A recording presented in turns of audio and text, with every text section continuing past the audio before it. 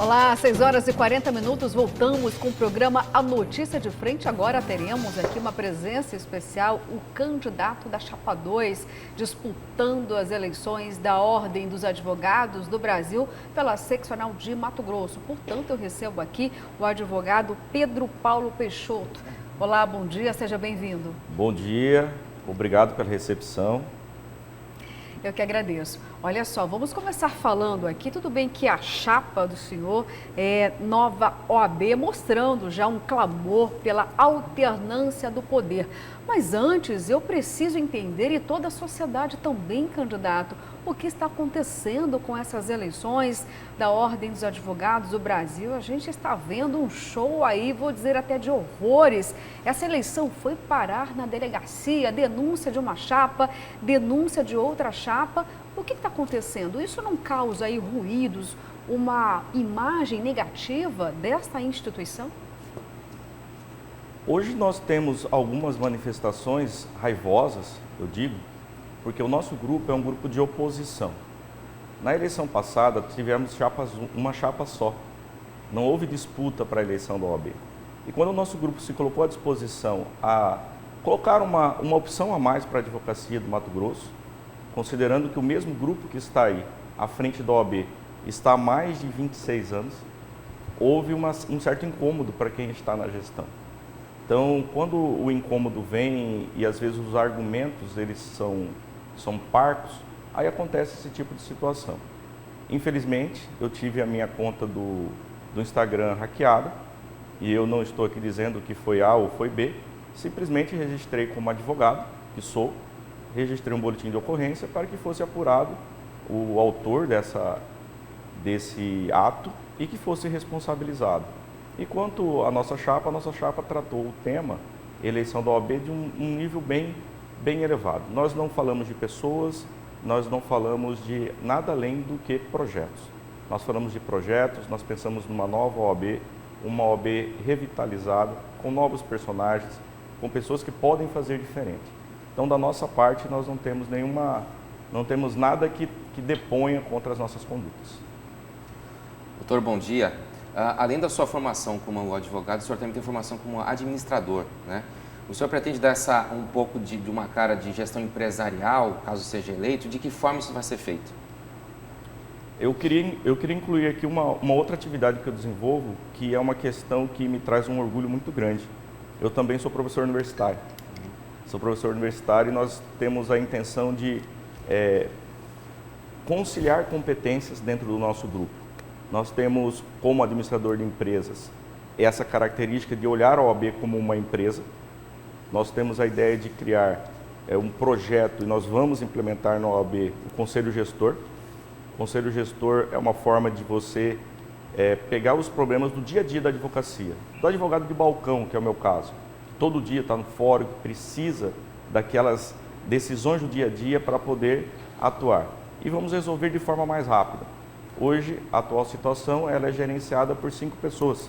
E para tomar conta do estado, do tamanho que é Mato Grosso, é humanamente impossível. Então, por uma questão de estratégia, uma questão de você ser mais rápido, mais célere nas tomadas de decisões, nós vamos descentralizar o poder na OAB. Hoje o poder ele está concentrado em poucas pessoas e pelo excesso de trabalho acaba sendo mais lento. Nós vamos criar um conselho gestor da OAB para resolver os problemas do dia a dia da advocacia. Então, o olhar da OAB enquanto empresa é para o dia a dia da advocacia. Contudo, nós temos também a Caixa de Assistência dos Advogados, que será capitaneada, presidida por uma mulher, doutora Flávia Moretti, que hoje é presidente da OAB Várzea Grande e faz um trabalho excelente na Várzea Grande, e ela trará uma visão mais humanista para a nossa Caixa de Assistência. Então, nós vamos misturar competências. O que tiver que ser realizado de forma empresarial, vamos usar a nossa experiência como administrador de empresas, e o que for humanizado, a Caixa de Assistência também atuará. Misturaremos essas duas boas competências para entregar o melhor para a advocacia.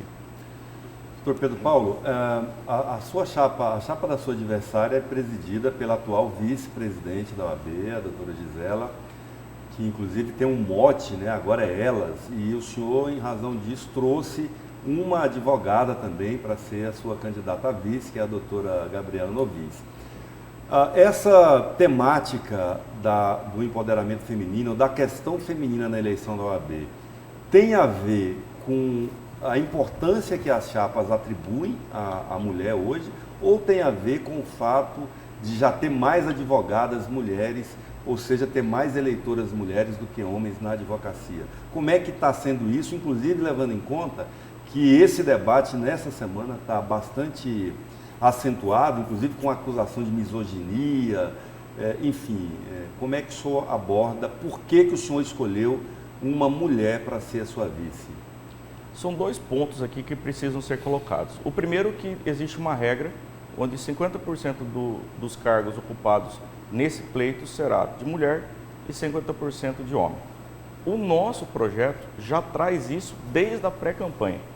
A paridade na nossa chapa, ela é real. Hoje, se você comparar as duas chapas, você tem na chapa da situação a presidência com uma mulher, mas o comando mais por homens. A Caixa de Assistência permanece o mesmo presidente que já está indo lá para 9 anos. A nossa chapa já fez a paridade de fato desde o começo.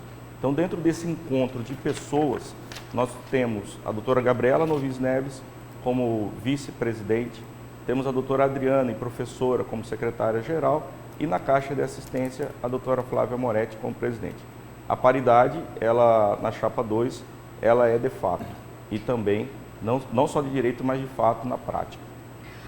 Doutor, o presidente nacional da Ordem dos Advogados do Brasil, Felipe Santa Cruz, já anunciou, né, sua pré-candidatura ao governo do Rio de Janeiro, e com isso eu gostaria de ponderar com o senhor. Claro que as discussões políticas fazem parte da ordem, mas ela está sendo utilizada como um trampolim? De que forma isso acaba atingindo todas as outras seccionais? As questões políticas não estão muito adentro da Ordem dos Advogados? Essa é a proposta, a continuidade da proposta da OAB?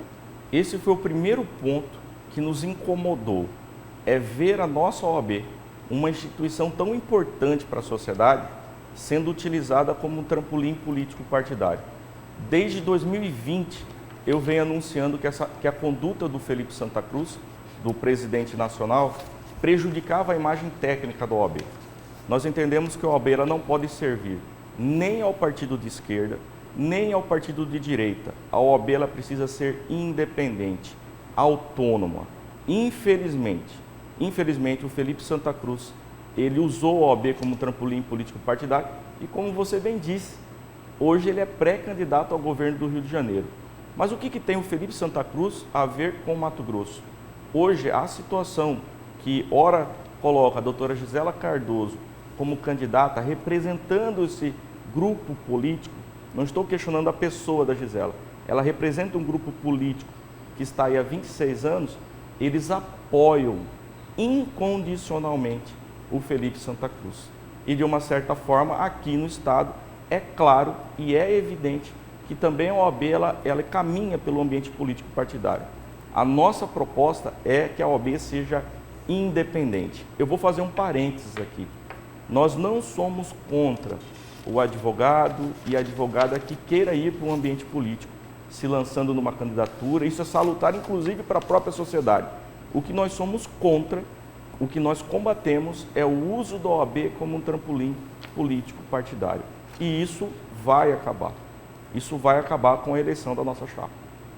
Doutor, nessa linha também, uma parcela dos advogados de Mato Grosso, de outros estados, que se posicionaram contra essa posição do Felipe Santa Cruz, nos atos de 7 de setembro, eles se manifestaram de forma veemente a favor do presidente Jair Bolsonaro naqueles atos considerados antidemocráticos. Qual deve ser a linha? Existe uma linha de manifestação política para os advogados? Nem tanto ao céu, nem tanto à terra, porque a partir do momento que parcela deles, né, se posicionam contra o que o Felipe Santa Cruz acredita, eles também acabam tomando um lado que foi muito questionado, né, por todos ali, de participar de um ato de ataque, um ato de ameaça aos outros poderes. Como o senhor vê essa questão? O ambiente democrático, ele permite a livre manifestação. Nós temos uma máxima no direito que diz assim: eu posso não concordar com nada do que você fale, mas eu tenho que te dar o direito de falar. E, infelizmente, o ato do Felipe Santa Cruz, ele depõe contra a democracia. Ele, como presidente da OAB, ele jamais poderia ter feito aquele manifesto contrário às manifestações, mesmo ele não concordando. Então, toda vez que um presidente utiliza de uma forma ditatorial para mostrar poder, ele deve ser rechaçado. A OAB, eu volto a dizer, na nossa gestão, a OAB será independente. Nós não temos compromisso político com partido nenhum. A OAB não servirá como um trampolim político partidário para qualquer partido e muito menos será um estilingue partidário ou um estilingue político para qualquer partido político. Temos que respeitar o direito de livre manifesto, mas também não aceitaremos anarquias. Então são dois pontos. O ambiente democrático ele exige isso, regra e também direito de liberdade de expressão. Doutor, além das questões atinentes exclusivamente à categoria dos advogados, defesa de prerrogativa, caixa de assistência, as discussões jurídicas, o que está em jogo numa eleição para a OAB? Qual que é a estrutura que a diretoria administra? Qual que é o orçamento anual da entidade? O que está em disputa efetivamente na eleição da OAB que acontece na próxima sexta-feira, para que quem não é advogado possa entender a dimensão dessa eleição? A Constituição Federal, ela cita que o advogado e a advogada são atores, que eles servem como instrumento de manutenção da justiça. Uma vez a justiça é manifestamente protegida, a sociedade está protegida. O perfil, o alcance da OAB, ela ultrapassa a fiscalização da execução do trabalho do advogado e da advogada. A OAB ela tem um papel social. A OAB ela se manifesta em alguns momentos da sociedade, onde a sociedade espera uma manifestação técnica. Então eu acredito muito que dentro desse contexto nós estamos retomando a OAB para o advogado, para a advogada e principalmente para a sociedade. O que nós vamos fazer é que a OAB seja uma fala técnica, jurídica e legal, e não uma fala política partidária como é hoje. A sociedade não merece uma OAB politizada, uma OAB servindo a um partido político. A sociedade quer verdade, a sociedade quer legalidade, e a nossa chapa traz isso. Técnica jurídica e sem qualquer vínculo político partidário.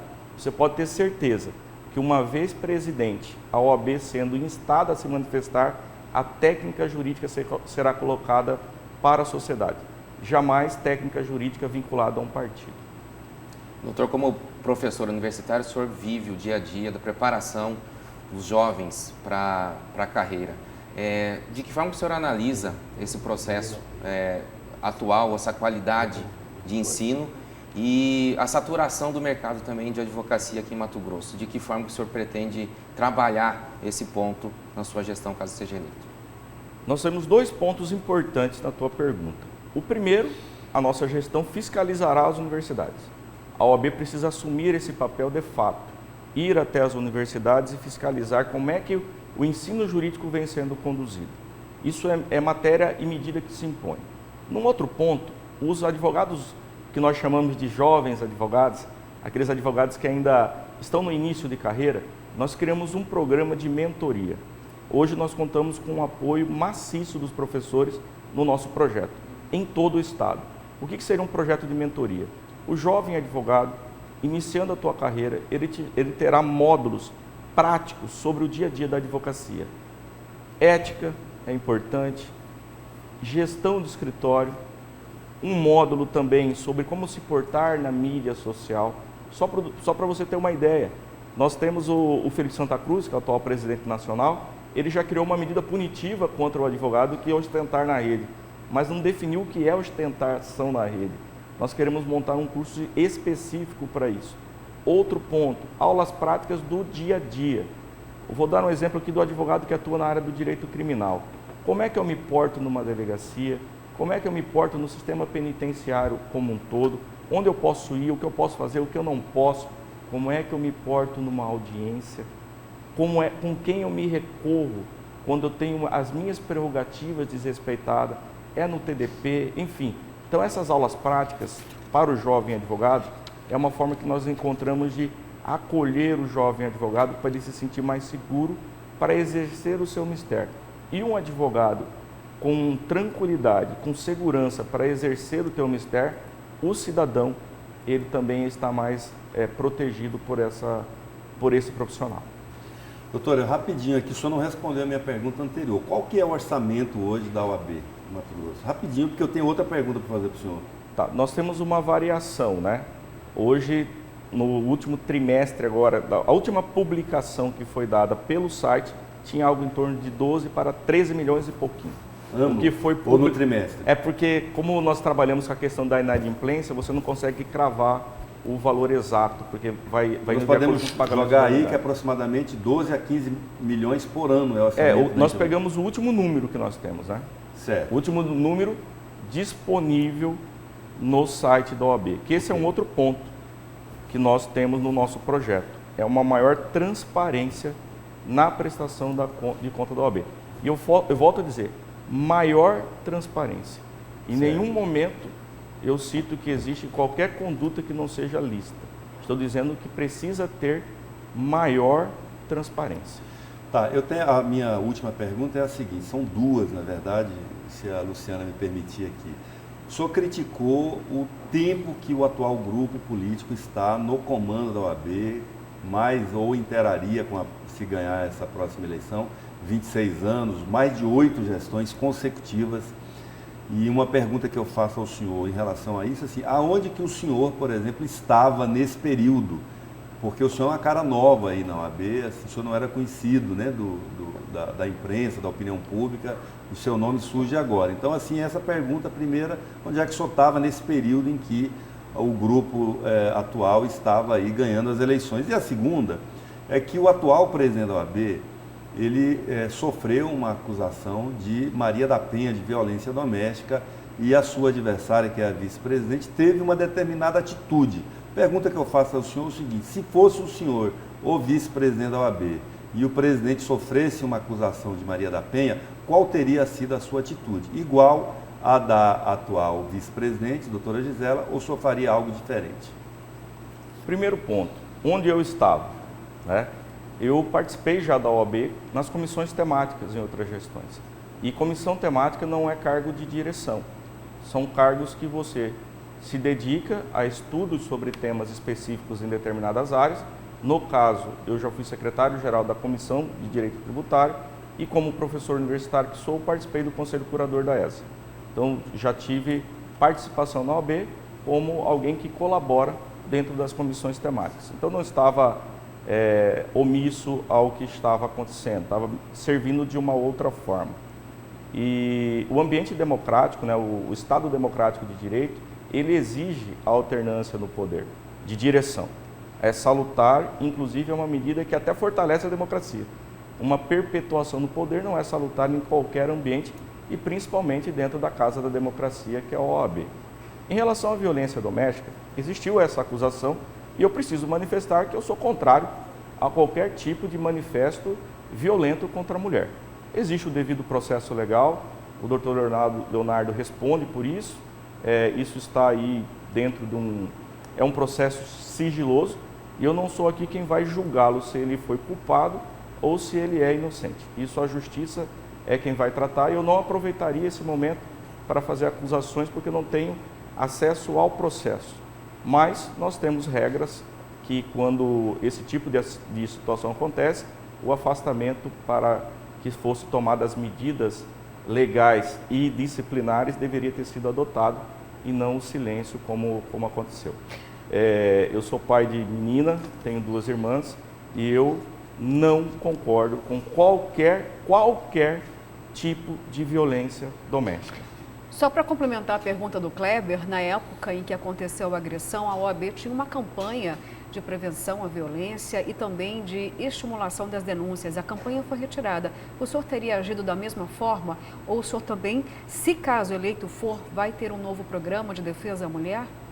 Nós já temos na nossa plataforma um programa de proteção de mulher de fato.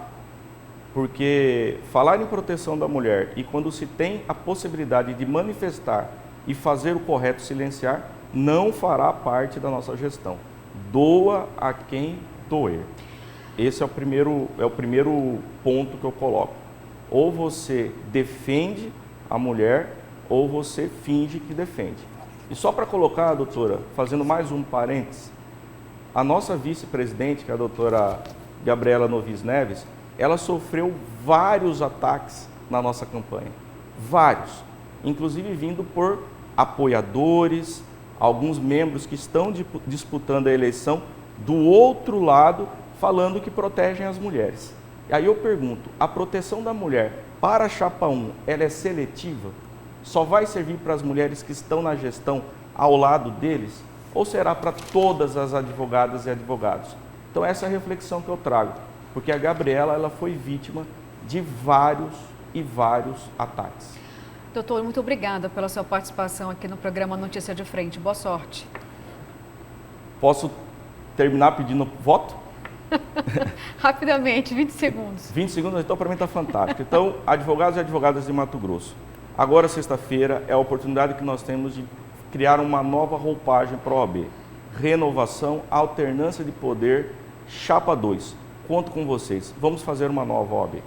Obrigada, candidata. Olha só, e é importante a gente ressaltar aqui nessa bancada que também convidamos a candidata da Chapa 1, Avanço Presente, a advogada Gisela Cardoso, mas a candidata estaria com problema de agenda. Então, senhores, talvez não tenhamos aqui a presença amanhã da candidata da Chapa 1, mas o convite continua estendido.